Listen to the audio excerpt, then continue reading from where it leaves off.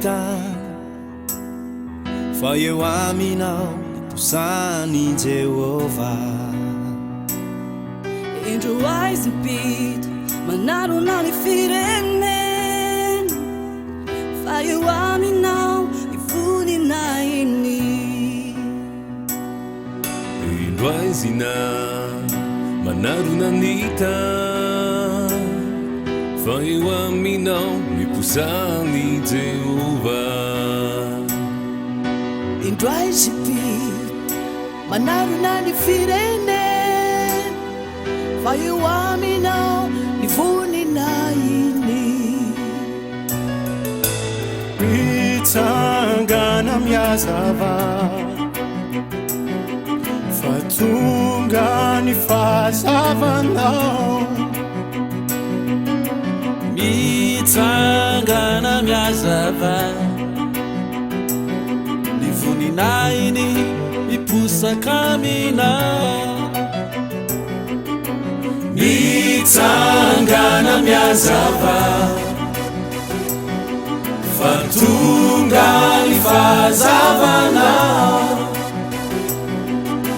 Mitsangana miazava ny voninahiny miposaka aminao.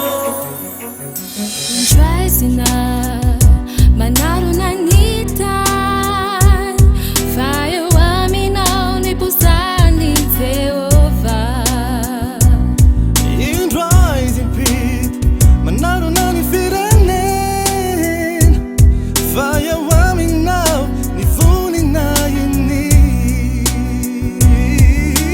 Mitsangana miazava fa tonga ny fahazavanao. Mitsangana miazava ny voninahiny miposaka aminao. Rahalahy, ranabavy, indro tonga ny fahazavatsika, indro tonga ny voninahitra Andriamanitra miposaka eo amintsika. Mitsangana miazava, andao hiara hitondra zay fahazavany izay eo amin'ity firenentsika ity. Mitsangana miazava. Mitsangana miazava fa tonga ny fahazavanao. Mitsangana ianao, Mitsangana miazava ny voninahiny miposaka aminao. mitsangana Mitsangana miazava fa tonga ny fahazavanao.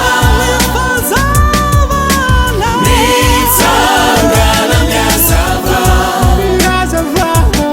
ny voninahiny miposaka aminao. Mitsangana miazava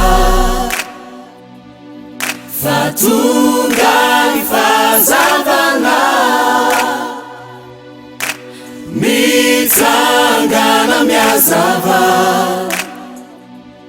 ny voninahiny